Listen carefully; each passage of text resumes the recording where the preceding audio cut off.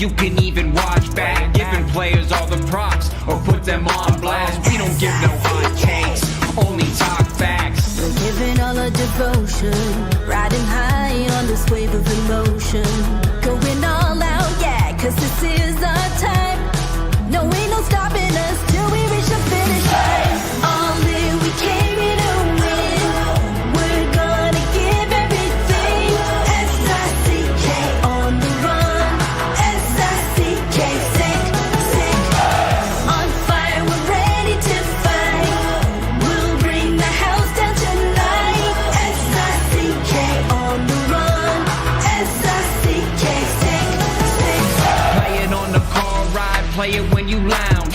X and O, you know that we can hold it down. Shout out to my man Sammy, got it off the ground. And to all the listeners tuned in right now, got debates, analysis, and speculation. This is sports talk for the new generation. You know where to find us, got a reputation. Sick Podcast, your #1 sports destination. Giving all our devotion, riding high on this wave of emotion.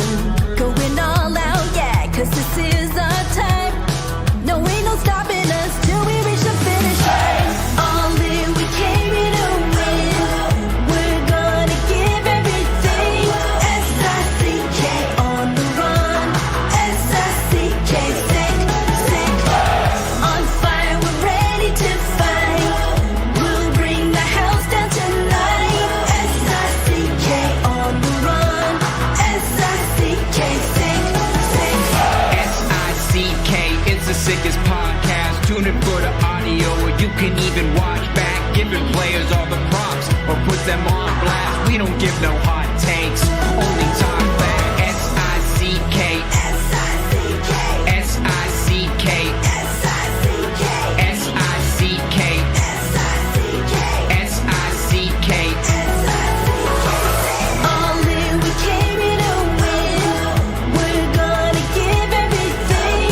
S-I-C-K on the run. S-I-C-K, sick, sick. S-I-C-K is the sickest podcast. Tune in for the audio, or you can even watch back. Giving players all the props or put them on blast. We don't give no hot takes, only talk facts. We're giving all our devotion, riding high on this wave of emotion. Going all out, yeah, cause this is our time.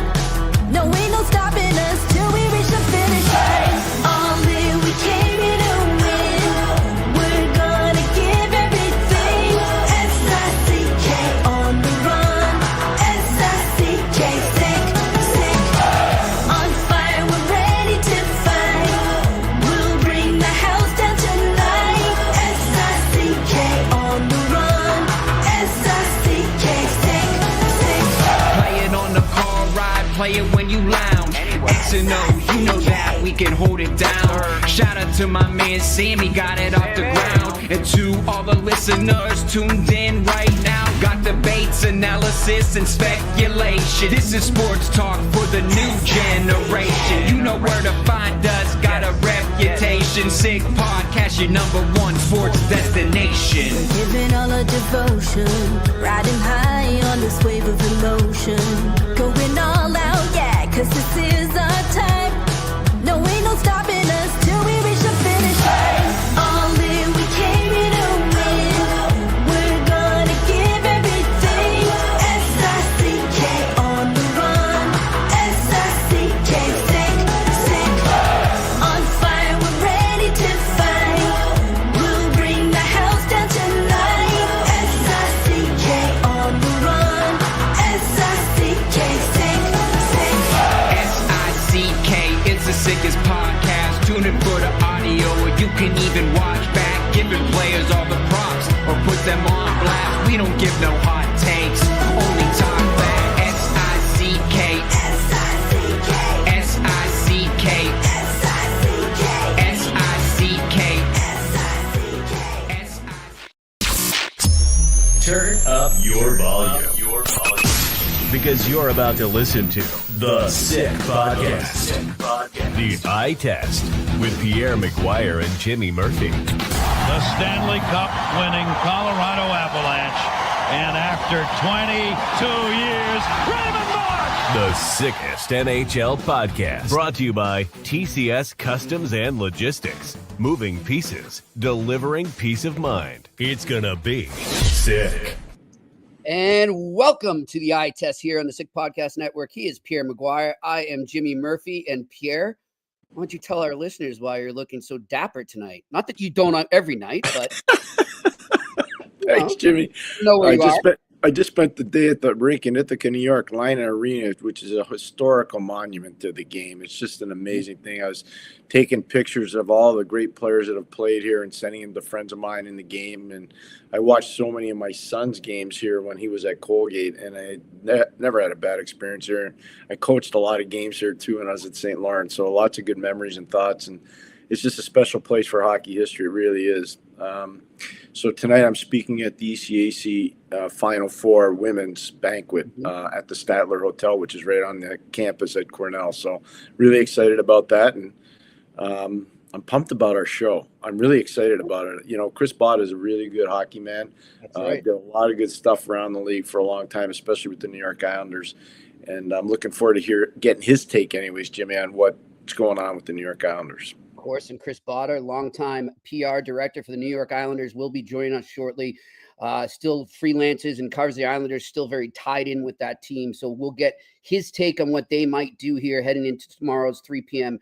Eastern trade deadline. Pierre, quickly, though, before we move on from Cornell, as you were just telling Shane, our producer, and me before we got on, ironically, you were going to be interviewing a player we discussed quite a lot yesterday in our interview with Eric Lacroix. Yeah, I'll be interviewing Hank Kampf today in about an hour over at the Statler Hotel. And I can't tell you why I'm interviewing him, but that'll come out after the interview's over. But he's done something that's really amazing in society, not so much with hockey. He's done a good job with his hockey career. But I was talking to Mike Schaefer, who we've had on the show before, and Mike is a head coach. He's retiring at the end of this year. And we were talking about Hank. And, you know, I said, hey, Malinsky is there. And I said, Steinberg's there. And he goes, yeah, they're at our games all the time. I said, I told my partner, Jimmy Murphy, that's a big reason why they asked for camp. So he was laughing. But no, it's Hank's going to be – I'm going to interview Hank, and I'm excited to do that. Really excited. Too. And I want to let everyone know there, too. I had a great conversation with Pierre earlier. He's sitting in the rink alone, just taking in the atmosphere. And that's what I love about working with you, Pierre. You're a hockey lifer, and you love the game. Pierre, before we get into things, a couple trades since the last time we spoke and we were on here. One of them I don't get. I want you to explain to me a bit. So last night, so I'll start off. The Penguins are involved in two different trades. They acquired defenseman Vincent Desharnais, who better keep his suitcase next to him. He's been on 3 teams now since he stepped off the ice in Game 7 of the Stanley Cup Final last year. He goes to the Pittsburgh Penguins for a 5th-round pick in the 2028 draft. But this is the one, I think a lot of people are trying to figure out right now. So then the Penguins send Michael Bunting and a 4th-round pick to the Nashville Predators in exchange for defensemen Luke Schenn and Tommy Novak. As we've discussed, there seems to be a lot of confusion as to which way Kyle Dubas, the GM of the Pittsburgh Penguins, is heading. And this trade, based on the response on fans on social media and a lot of media insiders, has people still puzzled. Pierre, what do you make of that trade? Well, I remember last year when they traded Jake Gensel, and I said to you, Jimmy, they didn't get enough for Jake Gensel. And so basically what this deal is, it's Jake Gensel for Novak and Luke Schenn. That's basically what this trade is. That's not good. You would never, not a chance would you do that deal. No, nobody would do that. So that's what this deal is. I'm not trying to throw, arrows at the general manager or his scouting team in Pittsburgh, but I read his press clippings all the time, because of what he says, because he has eloquent statements, but it's all around the rosy. It's not, boom, this is, I don't know. Look, Tommy Novak's a good player. He does. He's a center iceman that can play with a lot of tempo, and he can get points. He's signed to a cost certainty contract, so you know exactly what you're getting.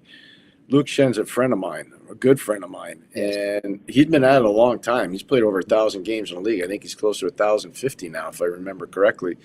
And there are a lot of miles on that body. Luke's a gamer, and I get they like his character, but I don't think anybody would trade Jake Gensel for those two players, and that's basically what this trade is. And as far as Shen goes, Pierre, right away, immediately after the trade, there was some speculation. Okay, maybe Pittsburgh's going to turn around and flip him, because we've heard his name connected to teams that are actually in contention, namely the Toronto Maple Leafs. I heard a lot, but I don't know. Like, it just, you see that happening? I'm kind of puzzled. I don't see that happening. Yeah, me neither. I don't see that happening. The one thing I'd say about Luke, and I mean this sincerely, for those that are doubting him, there's a whole lot of character there. There's a whole lot of leadership there. I think Sidney Crosby respects the heck out of Luke Shen. He's very familiar with him. So I think that's part of why they did this. I think the Penguins realize that there's been some slippage in terms of their internal standards, and you need to adjust that and fix it. And so I think that's one of the reasons why they added Luke. But again, I'm just going to go back to the simplest part. I'm not going to beat around the bush like people are doing. Yeah. You would not – I don't think there's a person in hockey that would trade Jake Gensel for Luke Shen and Tommy Novak. I don't think there is. No, I don't think there is either. So that's what basically this trade is. Yeah.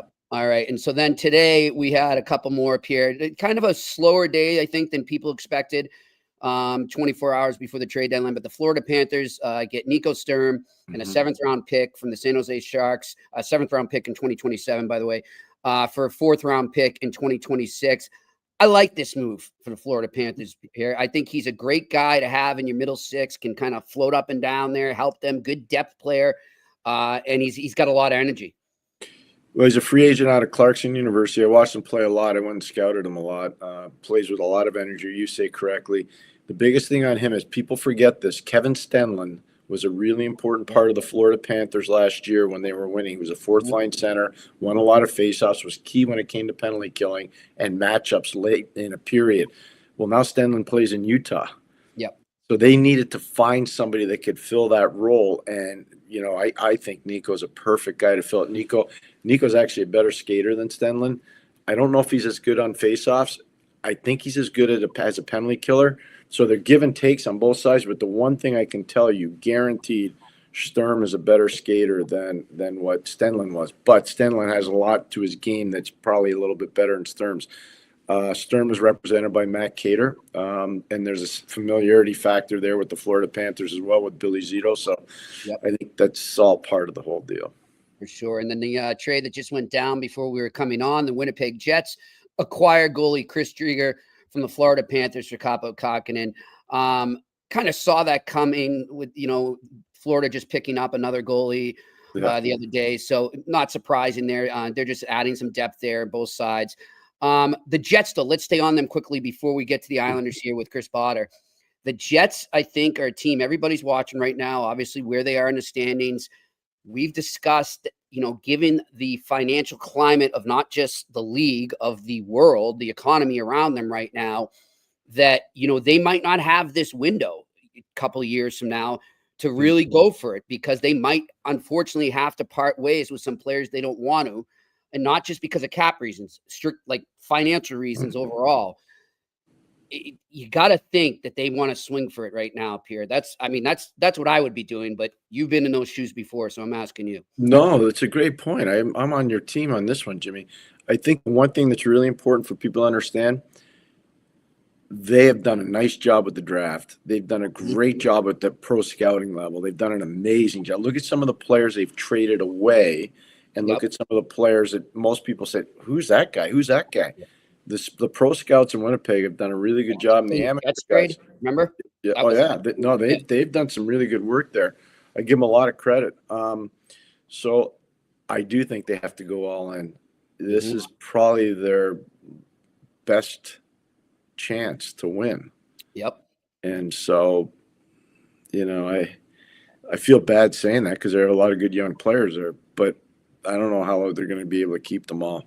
Right. Well, I think it's important for people to understand their ownership group is very wealthy, but at some point, even wealthy people get tired of cutting big checks at cash call time in the spring. Yeah, for sure.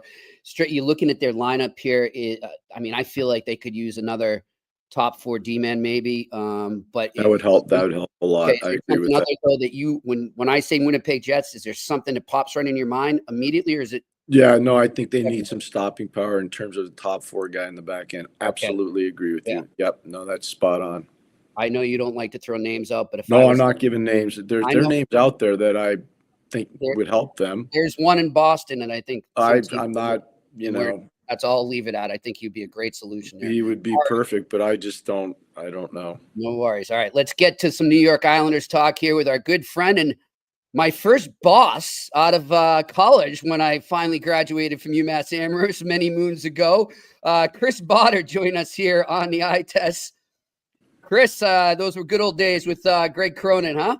They sure were. Hey, Jimmy. Hey, Pierre. It is. I'm just really flattered to see some good old friends, good people, and to be invited on. So thanks. I'm so pumped that you're on. When Jimmy sent it to me last night, I was like, "Damn, that's so good! I think it's great."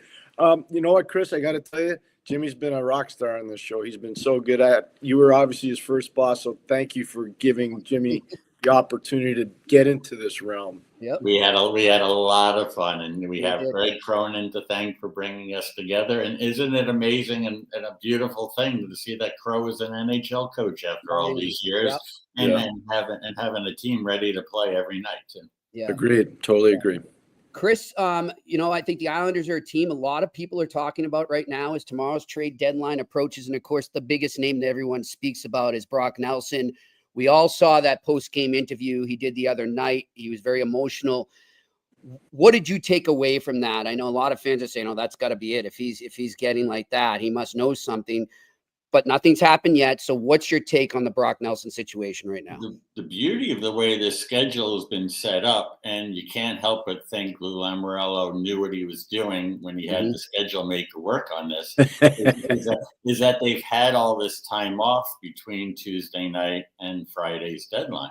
Yep. Brock Nelson being emotional, you don't need a medical degree to realize that, at least in that moment, at that time, Jimmy, that he was not close on a contract. Because why, if you thought you were close, right, why would you be thinking this is your last game and be moved as he was by Shannon Hogan of MSG Networks, who did a great job. So there's that. All that said, there's still plenty of time. It's getting late early, as Yogi Berra once said. But my guess is that it's not a guess. It's informed, and thanks to the great reporting of a lot of the writers out there, is that Lou is on a parallel path, and I can understand that. He would like to have Brock Nelson back for the right term and for the right price. On the other hand, he also understands that as the number 1 or maybe number 2, obviously Rantanen appears to be out there, but Brock is really highly coveted by a lot of teams. You're Kevin Cheveldayoff, and you watch that game Tuesday night on Long Island, and you saw Brock's hands, his vision, his care, his passion. You have to be thinking, boy, that he would really look good. And am I gonna in the Jets uniform? And am I gonna let 2 or 3 good pieces stand in the way of me acquiring him, if only for a few months? I also think he's a guy Brock could sign. So there's a lot going on here. I think it could go either way, and I understand Lou Lamoriello's position on that right now. All along, I've been saying for months that the Islanders need to get better for the future, and that this is an opportunity that they need to take advantage to set up to restore the shelves. They don't have many prospects. They are old. These are players in their mid-30s. So personally, my hope, my wish would be that they cashed in all these good veterans and got younger and got picked and got prospects and maybe even some 24-year-olds in the lineup. Hey, Chris, what's going on with the negotiation with some of the other guys there? Especially, I got to tell you, I hear names coming out of there. I'm going, why would they want to trade that player? Why would they want to trade? And I'm hearing from people that would know a lot of it's contract related. Are you hearing the same thing? You might be referring to Dobson. That would be correct. I just don't like saying names. When you first started there, buddy, I was like, where's he going with this? So I didn't think he was talking about Palmieri, who's a UFA. No. Pajot has 1 year left. As for the guys with term, Anders Lee is your captain. he is at his peak value because he's come back and had a really exceptional season. My respect for him is enormous. I wish I had the opportunity to work with Anders, so I could see possibly something being done there. But Lou probably also understands you lose your captain, who's just going to mean a lot. That could hurt. As for Dobson, and boy, you and I were there together, Pierre, and you know how much, and I think we share this in common, is that Mike Milbury is a dear friend. And I also know there are reasons for why trades were made in some cases. Some are not excusable. But moving Dobson, to me, right now, I don't think you get equal value for him or even close to it. And he's just too young. And the idea of him possibly being traded, I think that would be more in the offseason if that was to happen. But the idea of him being traded, to me, kind of reeks of like the Islanders I worked for, like where whether it was Donnie or Mike, where we traded guys too early and unnecessarily. So do I think that Dobson's a 70-point player every year of his career? No, I don't. Do I think he's the greatest defensive defenseman? No. In the little bit I know about the sport, no, I don't. Do I think he's going to be a really good player for the next 10 years as a right shot D, who I would not trade to the Canucks, who I would not trade to whoever else might be looking for him? I wouldn't do that right now. Yeah, I agree. I totally agree with Chris on that one. Another name I was surprised to maybe hear, and it's just be rumors, but just a guy like Bo Horvat. I mean, I feel like he just got there. Well, he hasn't been there too many years, and he's a good quality leader type player, good character guy. Does it make sense that his name's out there to you? No, I think he's a keeper. Is Bo a superstar? No, but that was a good trade by Lou. Vancouver did well too. They felt like they had to move on. Bo put up huge numbers that year. They couldn't come to an agreement on a deal. So the Islanders gave up a first, and they gave up a prospect, and they gave up Beauvillier, who maybe by the end of this conversation with you guys, Beauvillier will be back on the Islanders. I would not rule that out for a 5th round pick. He just seems destined to be an Islander again in some fashion. Horvat's a keeper. His number is a little high for his annual salary. I get that, but the cap is going up. But I think I'm not here to say he's Brian Trottier, but what I will say is that he's just been really solid. He can get a little the opposite of streaky, right? Slumpy, I guess that would be, where he just, it's like, man, it's been too long between goals for Bo, but he does everything else really well. They're happy with him. He's also one of the guys in the locker room, and as a PR guy and writers or analysts, I know we have a soft spot for this, and you don't want to overrate this too much, but man, when they lose, he seems to be the go-to guy in the room, to be honest, and be annoyed. Like it didn't take him long as a New York Islander to start getting annoyed after losses. And I really appreciate that passion. I think he's been one of the guys who has been inspired to win for the obvious reasons, but also to keep this group together. I think he'd like to take another shot with the core of this team. So I don't think Horvat's going anywhere. Hey, Chris, what's caught your eye around the league? Tampa Bay. What else, right? I mean, about 2 hours before they completed that trade, I said, if you're Lou Lamoriello, and I get it as Islander fans, Tampa's kind of a sore point to Islander fans who just winning 7 because of 2 straight conference finals losses. And, you want to have it all ways, right? You want the max package for Brock Nelson, but you also don't want to put him in a Leafs uniform or a Lightning uniform. My point is, at this point, you got to get the most for him. So, and the reason why I mentioned Tampa is because, to their credit, and I think we can continue to say this, they don't worry too much about picks for tomorrow. Now, the thing that I feel like some journalists and fans, and we're all could be guilty of this, is like we forget about the value of those picks. It's not necessarily, we always want to rush to see who was drafted 28th. Well, nobody's ever been taken 20. Well, Brock Nelson was taken by Kevin Connolly of Entourage and Snowy and the guys 15 years ago at the last pick of the first round. So But there's also like what Vancouver did with the pick for Horvat, where they traded the first round pick and got a great defenseman. So there is value in that. But Tampa, it's almost like no matter what you would predict they would pay to bring guys back, they pay even more than you. And yet, I suspect it'll probably work out for them and they could regenerate those picks. If it doesn't, that's the thing is like, if they wind up somehow just falling apart, next year winds up being the end of the rodeo for those guys, you can move those guys and start to replenish assets. Mm-hmm. There are two teams, Jimmy, that I think Chris was talking about. Tampa, the other one's Vegas. Excuse me. Yeah. Those two teams, they just say we're going. The chips are in. We're going. We'll worry about next year. They're two of maybe three teams that. Really, Florida being another one that one of their best players can get hurt, and incredibly, it's a good thing for them because they're so darn good that they can get along without them, and yet they can use all this cap space. Mm-hmm. Watch out for Edmonton. Now with this Kane thing seems to be clarified. I thought Edmonton might have been done for a major move.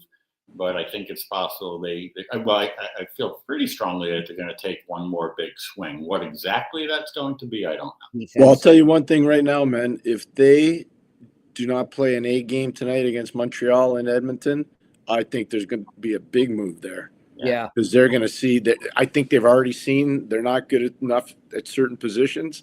And I think they're going to see tonight. If they don't beat Montreal, they're going to have a big problem. I'm glad I'm watching that game tonight. It's a good game to watch. So you would mean like a move that kind of shakes up the room a bit? Yeah, no, they'll need a shake up. If they don't start going here, they're going to need a shake up. That's a good point.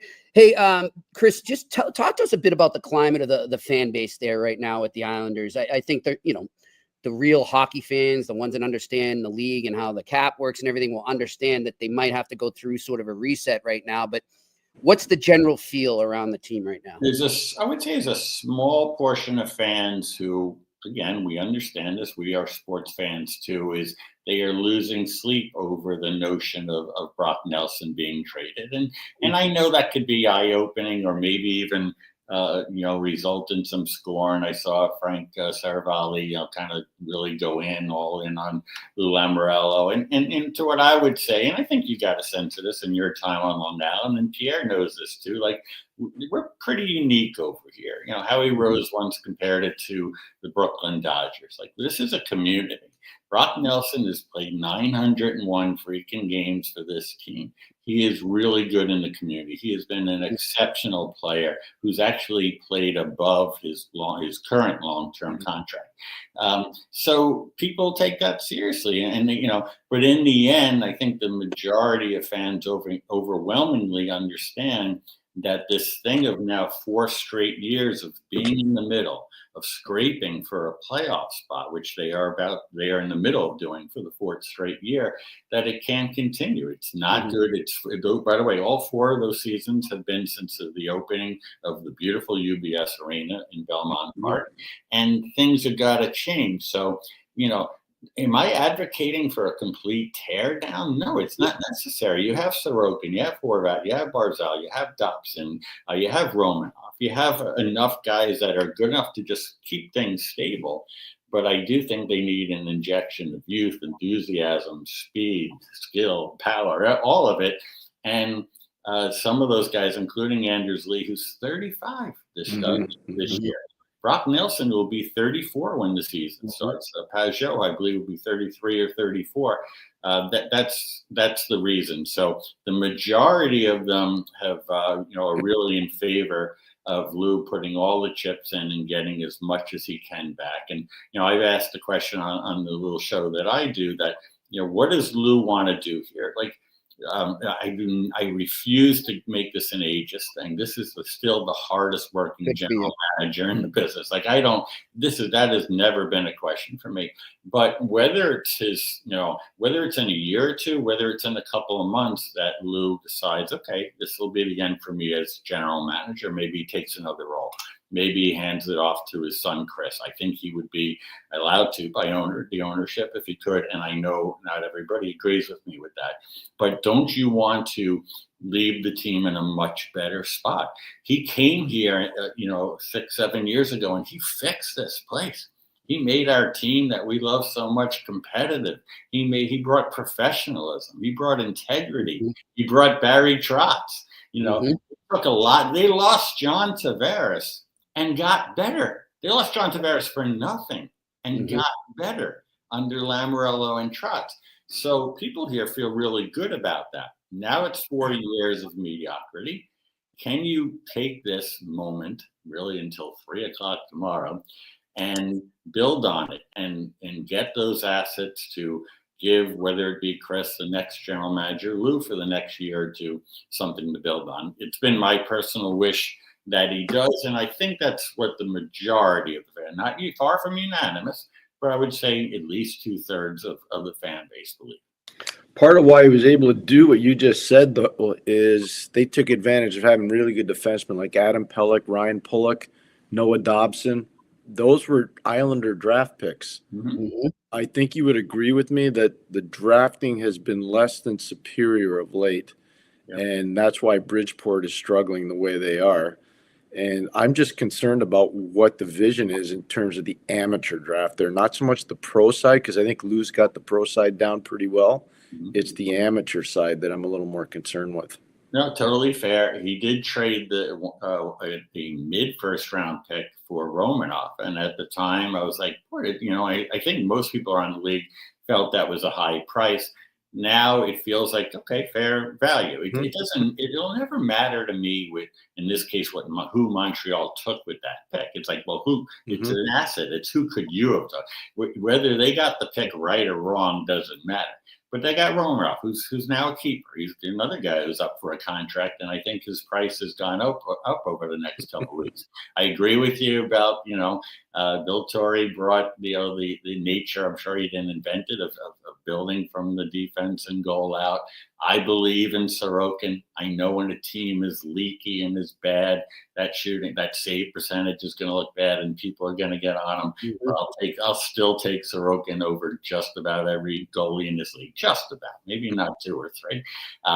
The D is there. Maybe he makes a change, but we're kind of running out of time here. So I think the feeling was that if he did something with Nelson in a trade, that would kick the door open.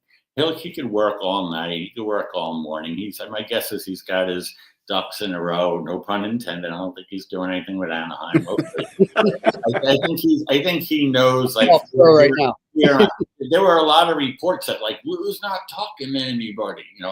As recently as 3 days ago, Lou's not talking to anybody. Well, that might be technically true, but that doesn't mean that Chevy, that Billy Guerin, that Chris McFarland, that Tommy Fitz haven't at least sent in notes or calls to Chris or any of what I call the lieutenants and said, okay, when Lou is ready, here's who we're looking for. Don't forget about us if you're going to move this guy. So there's still time. Hey, Jimmy, I want to back Chris up on this. So Coach, I call him Coach. Chris knows that. Coach Lamoriello and I were at a funeral for a friend of ours, and it was right before he made the Kovalchuk trade. Oh, wow. And he grabbed me and he says, I'm going to surprise you. Now we're in a church. And I go, what are you doing, Coach? He goes, I'm getting a guy from Atlanta that you won't believe how good he is. And I'm sitting there going, what? You're not doing that. Because he never tells, Chris could tell you, he doesn't tell anybody anything. And sure enough, bingo, bango, bongo, there's Ilya Kovalchuk in New Jersey. And I'm like, whoa, what a move. Which brings up the point that he could also surprise, right? I agree. We would not fall off our chairs if Brandon and the Islanders tomorrow. like anything is possible. It just seems like the proper course of action here. And again, this is because the prospect pool is, as you know, they have Cole Eisen and they have Danny Nelson, who's a good second, third line prospect in Notre Dame, and best wishes to Jeff Jackson, by the way. So, but there isn't much there. And there are some bad contracts, some 7-year contracts that just were not necessary. So I think it's time to just take that step back, realize we're in the 4th straight year of mediocrity, and what can we do to give this team a chance to actually compete for a Stanley Cup as opposed to scratch for a playoff spot every year. Good stuff. I'd agree. Chris, we appreciate you taking the time to join us. Awesome. Awesome. And hear from you. Enjoy the deadline, and we'll get you on down the road sometime. Thanks so much, guys. Really, really special to see you. Chris, so good to see you, man. Really good job. That was awesome. All right. Thanks Chris Botta join us here on the Eye Test on the Sick Podcast Network, and he knows his stuff when it comes to the Islanders, Pierre. Hey, I did a lot of stuff with that guy, and I'm telling you, he really knows his stuff. And whether it was positive or negative, it didn't matter. He told you the truth. And that's what I admire I always have, and he knows that. We have an amazing relationship, but I'm just telling you, I like guys that just cut to the chase. There's no like ring around the rosy. Let's go. And the fact that he does it having worked for the team, that he's still not afraid to tell it like it is. But he does it in a respectful way. But I'm with you. I respect that about him. He's not going to sugarcoat things. He's going to say, this is how it is. And it, we didn't ask him about Patty Roy. We didn't ask him about Patrick Roy. No. And one of the reasons why I didn't do it, I think Pat's coaching really well there. I do too. I don't think this is a reflection on him. And that's when if you're a viewer out there and say, how come you did that? Because I think Patty's doing a good job. He's parachuted into this situation. I don't think the team is well built right now. And I think they made some mistakes at the amateur level. I do agree with Chris, by the way. You know how much I've seen Cole Eiserman. I think he's going to be a real good player for them. And Danny Nelson is going to be a very good 3.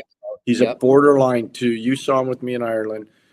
But he's going to be a very good 3. He's a borderline 2, but he's going to play in the league, and he's going to make an impact in the league. Great stuff. Great stuff. All right. Well, let's get right to our sponsors and my pick and our Q&A, because we got to get you out of here at 4:50, Pierre, so you can make it down to that banquet looking all dapper. All right. What do we got here? TCS Customs and Logistics. Let's tell you again about them. You can unlock the full potential of your shipping operation with TCS Customs and Logistics, from around the corner to around the world, flatbeds to air freight, customs clearance to drawback consulting. TCS is a one-stop shop for all things transport, moving pieces and delivering a peace of mind. For a no obligation customs or freight quote, contact sickpodcast@shippedtcs.com. Again, that is sickpodcast@shippedtcs.com. And of course, our wonderful friends over at Betway, where you can continue to go over there right now. And if you lose your first bet, they give you a free bet up to $200 if you're a new member. So go right there with that QR code in front of you if you're watching, or go to the website in the details section. Sign up for a membership. Again, only available for new customers. It is not available in Ontario right now. Terms and conditions apply. You must be 18 plus, and always play responsibly. Let me give you my sick pick of the night. Here we go. It's time for Sick Picks, brought to you by Betway. The one I didn't throw in, Pierre, ended up hitting. The ones I did the last. Remember at the last minute, I said, really feel overtime for Rangers Capitals, and voila, the great 8. Alexander Ovechkin inches closer to Wayne Gretzky with a beautiful game-tying goal, and then Tom Wilson with an awesome goal in overtime wins it for Cap. That was a fun game to watch. I enjoyed it. But let me tell you what I'm thinking tonight. I've got 4 different. You can combine if you want. I'm giving them to you as single bets, but do what you want with them. I'm looking over at the Carolina Hurricanes hosting the Boston Bruins tonight.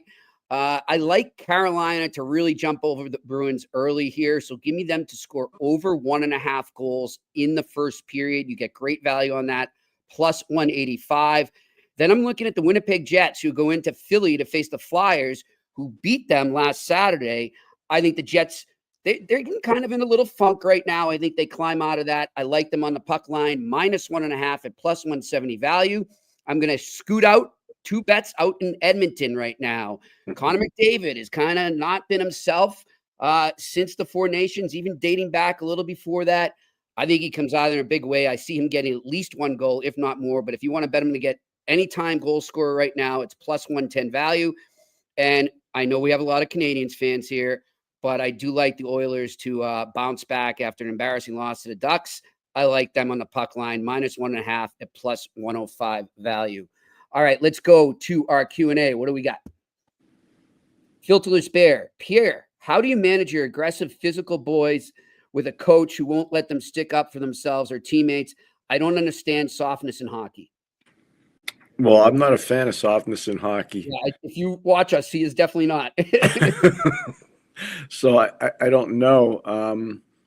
I know when I talk to people in the league, the one thing they're looking for, and you hear it more and more now, is character. And character can be construed in a lot of ways. But what they're talking about, I'm talking about player development people and people that run drafts and people that run teams. The character issue they're talking about is guys that want to finish checks, guys that want to block shots, guys that are prepared to take hits to make plays. Some of that's gone away. But there are some guys, Sam Bennett's a good example of it. When he was playing, Patrice Bergeron was another example of that. You know, those guys matter. Joel Eriksson Ek out in Minnesota is a good example. Anze Kopitar. I mean, I go down the line around the league. Those guys matter. And I think you got to draft those guys. They're not that, or you got to sign them as free agents out of college or junior. Yeah. But those guys are hard to find. I'm with you on that, Pierre, but I don't know if I'm wrong in saying this. I do think it's possible sometimes, though, you know, maybe there's a player that people think, quote unquote, he's soft, where a coach they're not necessarily going to make them a fighter. They're not going to make them a insanely physical player, but they can get them to kind of see the benefits of playing with a little more edge. And like you said, finishing off that check. Like, I do think everybody can be coachable at some points. Am I wrong, or am I just being No, you're absolutely right. So I'll give you an example of a player that really responded, I think, to some of that coaching is Josh Anderson. Josh Anderson has created an identity for himself because he bought into what the coaches in Montreal are selling, whether it's Trevor Letowski or whether it's Marty St. Louis. They've got him to be physical. They've got him to be a shot blocker. He fights. He fought Tommy Wilson. He fought Jacob Trouba. You know, he's a physical menace on the forecheck. He reminds me a lot of Dustin Brown when Dustin was in his prime in L.A. So there's an example of what you're talking about. He was coached up to do that, and I really admire that from Josh. And you just got to keep that going. But now he has an identity around the league, and he's a valuable player for the Montreal Canadiens because of it. Great example. All right, next question. Hello, guys. Would Raquel be a good fit in Montreal on left wing or possibly playing center on the second line? Not at center. As a left winger, yes, but not at center. Yeah. And I don't know if Pittsburgh's moving him. I don't think they are. He's got this relationship with Crosby on the ice. I don't know about the off-ice stuff with him and Crosby. I don't know. I just don't know. But on the ice, they got a real good relationship. Yeah, so I don't see that. I don't see that happening. All right, next question. Filter Spare, is it okay to tell the boys to play their physical game no matter what the coach says? Yeah. Yeah, like we were just saying. Yeah. Yeah. Yeah. Exactly. I mean, if the coach is telling you not to hit somebody, I don't know what level we're at here, so I apologize. Yeah, but if we're talking about anything above midget hockey. Yeah, I mean, I think, is there times when a coach, Pierre, and you would know better, you've been a coach, you've been on a bench, are there times when a coach is going to say, don't be so reckless? That's the line you use, let's say you got a 3-goal lead and you're at the end of a playoff game, you don't want to jeopardize that. You tell the guys, hey, listen, we don't need to wake them up. You know, don't do anything stupid. Yeah. But that being said, no, you never take away your player's ability to be physical. No, never. I wouldn't. I mean, I don't believe in that. So Filter Spare, though, is saying he's talking about 8U. That's a whole different thing. Okay, now. Well, this is a different. Yeah. Okay. Yeah, we're thinking more teenagers and above. Yeah. Got you, though. All right, next question. Randy Workman, my trade proposal, Anderson to Toronto for Robinson and Danford and a first. What do you think? No. Randy, no offense. We love your questions. I don't see that happen. I'm not trading that D-man. I like the D-man. Yeah. I think Calgary keeps him. They're hard to find. Like, the D guys are hard to find. Yeah. You know, that's why I brought it up to Chris when we were talking. Adam Pelech, Ryan Pulock, Dobson, they camouflaged a lot that was wrong with that team. Like, I remember them being in the playoffs. They did a lot of their playoff games. The matchup capability of Adam Pelech and the shooting ability and the defensive ability of Ryan Pulock was huge for the Islanders. They never got enough credit, those guys. And Pierre, I haven't seen him say it. Just in talking to people that know him, the feeling I've gotten is that Craig Conroy is kind of feeling the same way Jeff Gorton and Kent Hughes are feeling about their team. Like, hey, these guys earn for me to add, not subtract. And I really feel like that's the mentality there in Calgary right now. All right, next question. Sound the siren. Guys, am I wrong for just being sick of the Rantanen thing, no matter what side you might be on? Well, you won't have to be sick for much longer. Yeah. Yeah. I didn't like, Jimmy knows, We I said didn't it right like here. this deal at the start. I'm not liking it now, and I like it for Colorado. Yeah. You know, it's interesting too, quickly. I saw a fan come at me, like, because I was like, you know, Carolina's not looking good here. And the fan says, what do you mean? Carolina's going to get a way better return than Colorado did. I think that's 100% wrong. I think Colorado got a great return. You can't be too quick to judge, though. You got to give it time. But the guys in Colorado are doing what they're supposed to do, and Mikko hasn't done what he's supposed to do. I think he's just set on hitting the market. I really do. So that's what I think the problem is there. And the value will go down because of that, if that's the case. All right, next question. P. Cormier, Jimmy and Pierre, great discussion and guess as always. Although still a day, Toronto has been very quiet. What do you think they really need to go for the big prize? I think they need a puck-moving defenseman. I think they need an elite third center. Because David Kampf, if he plays in the 4-hole, he's really good in the 4-hole. He's a lot like what Stenlund did last year for Florida.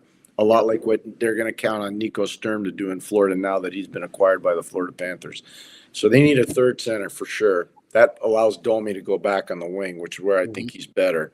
And then they have a chance to really have 4 solid lines. You go Matthews, Tavares, whomever 3 is, and then David Kampf. That's pretty good. And then you got valuable players. Domi's a valuable player because he can play a lot of different positions. Pontus Holmberg is a very valuable player. He can play other positions. So they need that, and I still think they need an elite puck-moving defenseman.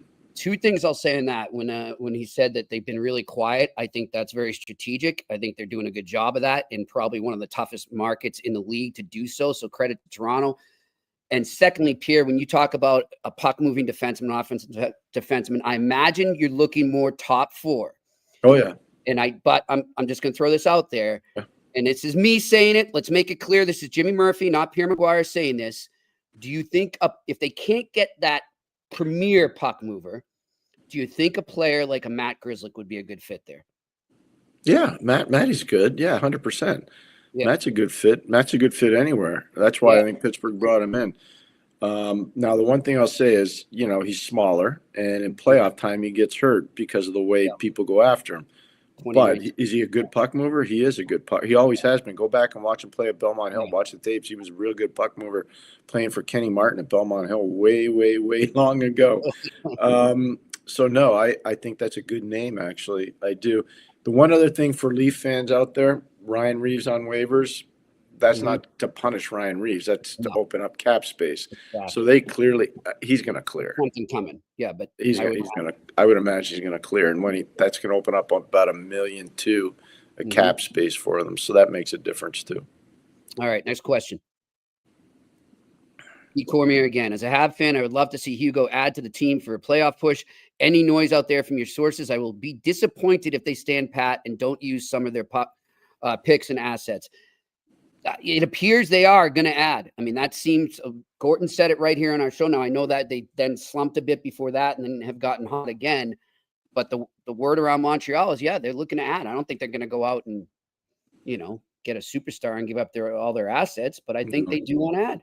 He did say they were going to add, but he also said we're not going to jeopardize any of our top prospects. He did say that. So Jimmy's spot on, 100%. Yep. All right, next question. Steve Lash, gents, any concern about Florida's goalie depth? Bobrovsky is 36 and a UFA next year, but they previously traded away Levi to Buffalo. Montembeault was lost on waivers to the Habs, and now Knight. I think they got some guys coming. Pierre has told me about Cooper Black. I like what I hear. That's the thing. So just so fans. No knock on the fans. They don't know.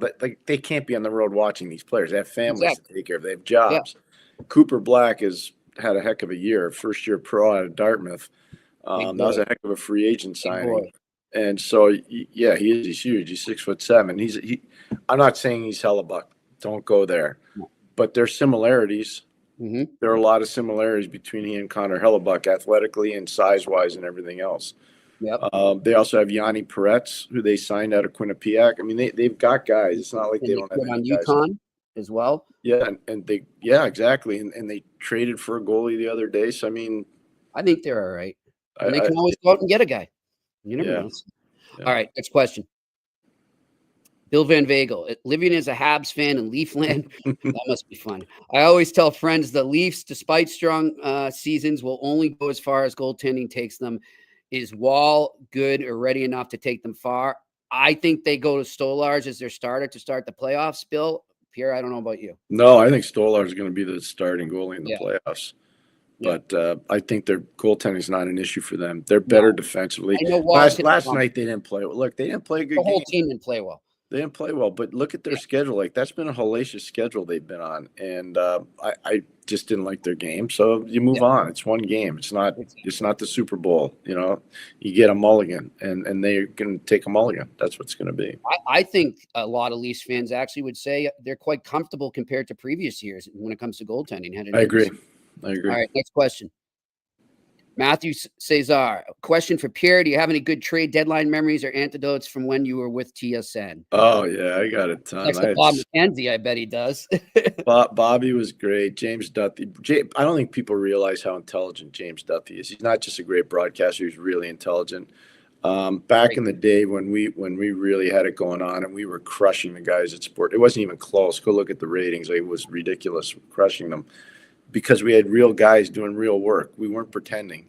And James was so good. Gordon Miller was really good. Bobby Mack was really good. We brought in former executives who had just probably lost their jobs, and they came in and did really good work. So, no, I don't have any – and, you know, one of the unseen hands in that whole draft coverage – trade deadline coverage was Dave Hodge. Dave Hodge was so good at his job.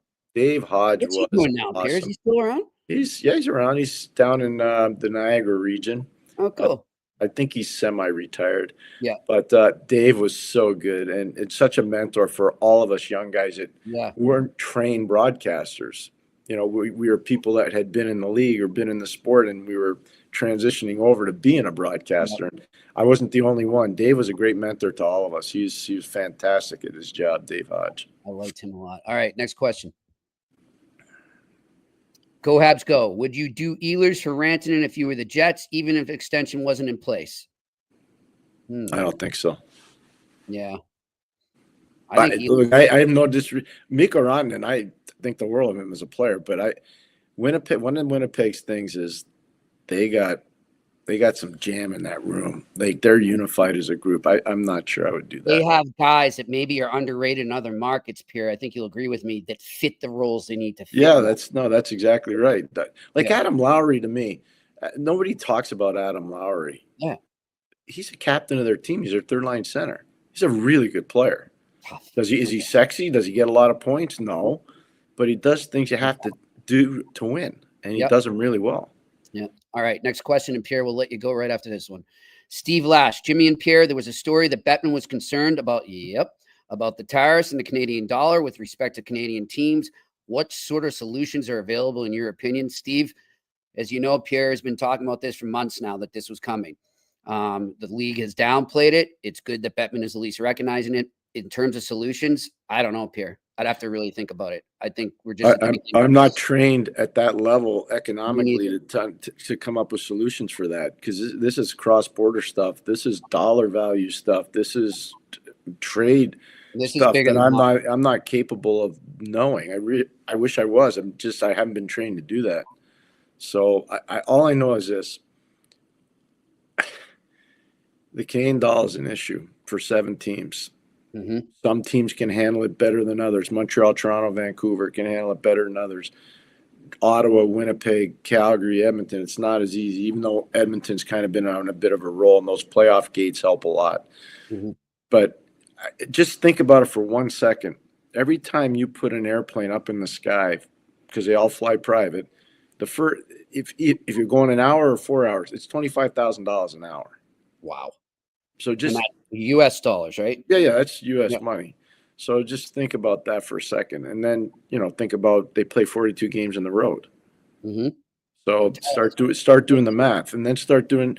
Look, they have to stay as part of the collective. People don't know this as part of the collective bargaining agreement. They're only allowed to stay at certain level hotels. Mm-hmm. They can't stay, lesser than 5-star hotels. Yep. And so that's another. Start doing the math there. Adds up. All right, Pierre. It's just line item budgets that people don't realize. Jimmy, I'm not ditching I'm going to stay a little longer. Okay, good. There's one question I want to get to here because I think it's hilarious. Mm-hmm. I don't know if you guys got it there. Matthew Cesar in honor of Bobby Margarita. What's your favorite cocktail alcoholic beverage? I thought that would be a good one to end on, Pierre, and I hope you have your favorite one after the banquet. Yeah, no, I think Jimmy knows. I like Guinness is a good drink. I was just going to say it's a dark liquid that comes from our. Guinness is a good drink, and I'm not afraid to have a little red wine from time to time. Yep, I think we with share a good that as well. dinner. Pierre, you want to take a couple more? No, Jimmy. I care so much about this show and these folks that I'm going to tell you at 4:55. I'm going to have to go. No problem. That's okay. All right, let's keep it going here. Marco, what is Reinbecker's ideal plan for next year? Should he be in Laval at 25 minutes a night or with the big team? By the way, I loved his toughness last night. Got into it a bit. Yeah. Pierre? I think probably Laval for 30 to 40 games. Okay. See how he does. Yeah, but really. I think it's an important step for him. Yep. Those big minutes matter. And he's gonna be a very good player, but you just don't want to rush that player. Just let him go play at his own time frame and 30 to 40 games next year. And the thing is, the Canadians have the assets and luxury to do that. So that's good. All right, next question. Tyler Lucia, Pierre, my nephew is here with me right now watching the show. Hello to your nephew.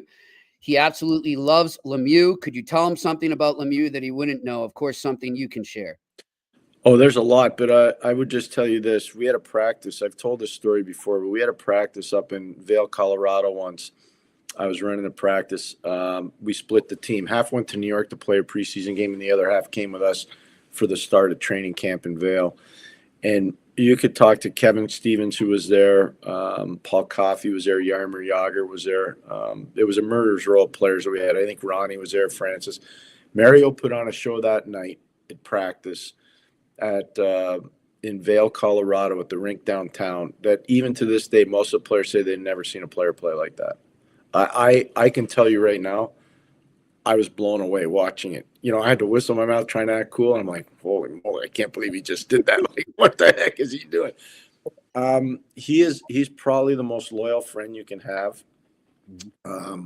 He's one of the greatest gentlemen I've ever met. And he's always this is a story nobody knows. When Pittsburgh came out of receivership and Mario was one of the owners, there was a hardware store in downtown Pittsburgh that was owed, I think, $300 for rivets for the skates. Nice. Mario hand delivered an envelope of cash to the owner of the hardware store to say thank you for believing in us. Wow, that's the kind of guy he is. Good stuff. It's just an honor. Like, it's an honor for me to work for him at his camp. It's an honor for me to be able to talk with him. And, you know, I told this story many times.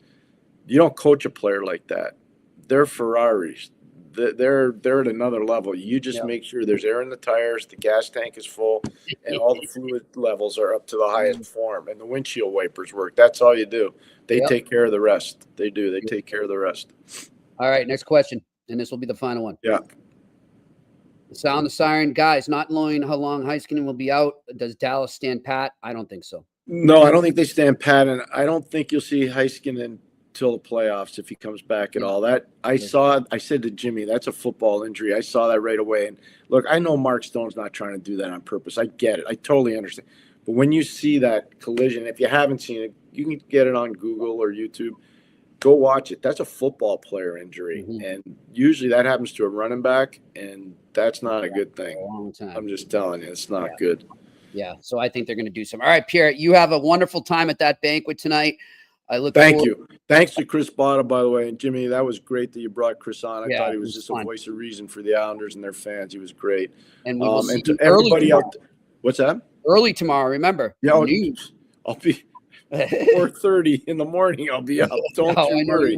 I'm on with Tony tonight for those that are watching. Oh, great. Post game Montreal Edmonton. And one other thing was I going to say to you. There's one other thing. Oh, trade deadline. Yes, you and I start at 12 tomorrow. Trade deadline show tomorrow, noon to 1, live here on the Sick Podcast Network. Thanks, Jimmy. I'm going to let you go. Here. All right, Pierre McGuire off to the banquet at the ECAC Women's Championship Tournament. Let's keep the questions going here. What do we got? Chris Blue Shirts. Hey, guys, question for you. Does a coach go up to their GM and say, I need this guy or this type of player? Go get him before a trade deadline. Is that standard? Thanks. Let's go Rangers. Chris, I've had this conversation with Pierre. Obviously, he could tell me more because he's been in those shoes. But, yeah, they do.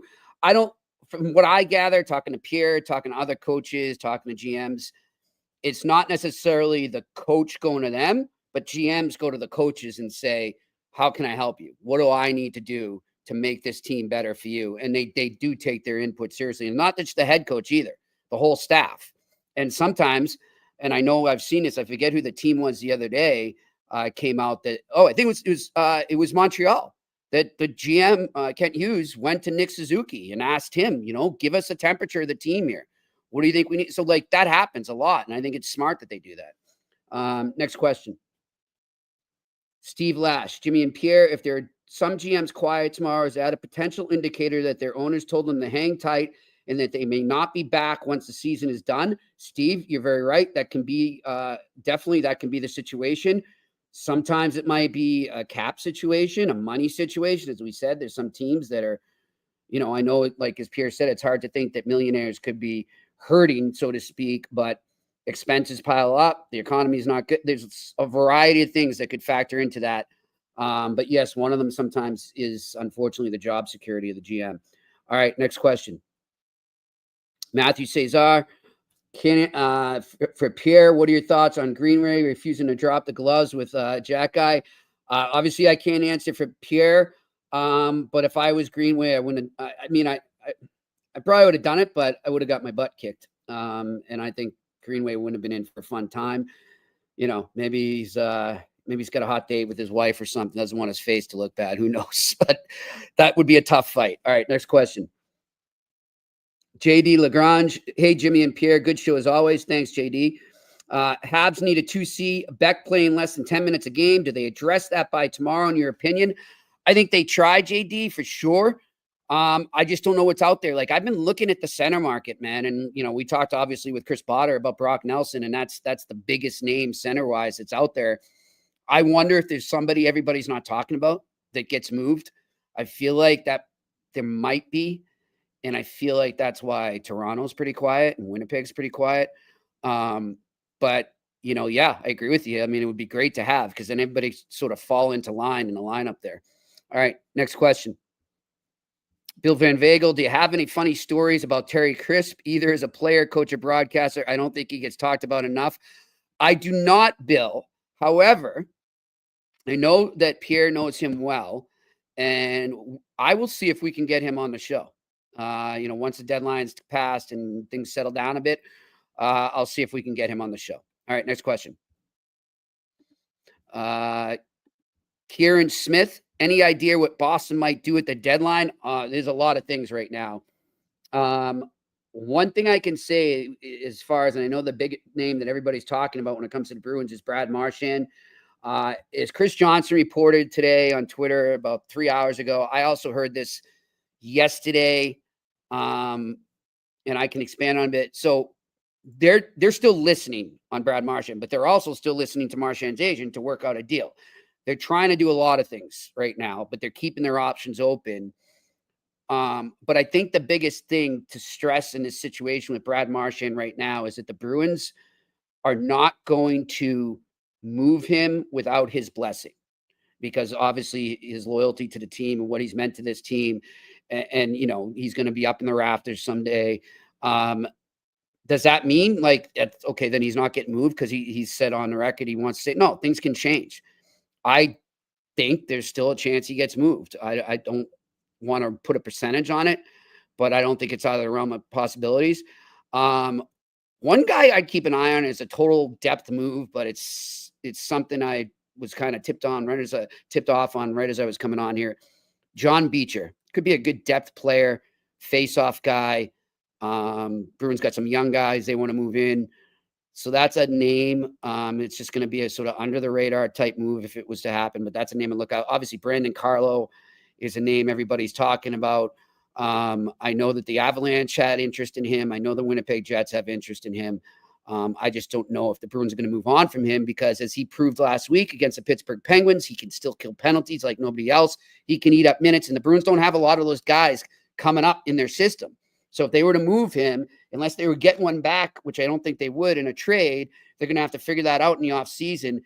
And I don't know, like they're looking to do a reset, not a rebuild. So I think they want to keep some veteran guys around to sort of have a foundation of leadership and dependable D-men like that. So he's an interesting one. But, man, I think, as Pierre said here, he's probably their best commodity right now. All right, next question. FFF. I've seen many players get injured over the years hitting the rear boards. Lou Fontanetto had his neck broken. Is there any research or work done to soften the boards? I don't know the specifics, FFF, but I have heard that there is. So we'll see what happens with that. All right, next question. Postnet on 130. Gibson, crazy octopus-like save behind the back off Besser last night. Reminded me of Ken Dryden save off Bobby Orr in 71. Thoughts? Postnet on 130. I was not alive then. I've seen the highlight. It was an amazing save, but the one thing, he gets hurt again. And I feel so bad for that guy. Like, he is like the Tin Man. And I wonder how that's going to affect Anaheim's plans at the deadline. I just, I hope he can find a way to stay more consistently healthy. So, all right, next question. Randy Workman, do you think the Rangers get into the playoffs? Yes. I don't know how, but yes, I do think they will. All right, next question. Curtis Murray, do you think it's time for the Habs to start spending picks since they have 7 picks in their first 3 rounds and a strong prospect pool already, moving up in the draft or trading for established NHLers? I think that's exactly what they're trying to do, more the latter. I think they are going to use some picks to try and get an established NHLer, though they have also said they want to go body for body. So we'll see. But I do think that's what they want to do. They're not afraid to make some moves right now. I can tell you that. All right. And that looks like it's it for our questions. We appreciate everyone out there in the Q&A. Big thanks to Chris Botta joining us to talk about the New York Islanders. Thanks to everyone listening and watching out there. Thanks to our friends up in the Sick Podcast studio working the boards for us. We appreciate it. Again, remember, tomorrow we are on at noon to 1, right in the midst of the trade deadline, live noon to 1. Of course, you can listen to it after on all different platforms. But noon to 1, I'll see you there, and Pierre will be back with me then. Until then, enjoy the hockey and enjoy the trade deadline. We'll talk to you tomorrow. And that's a wrap. Hope you don't miss us too much until next time. Follow the Eye Test with Pierre McGuire and Jimmy Murphy on YouTube, Facebook, Google Play, and Apple Podcasts.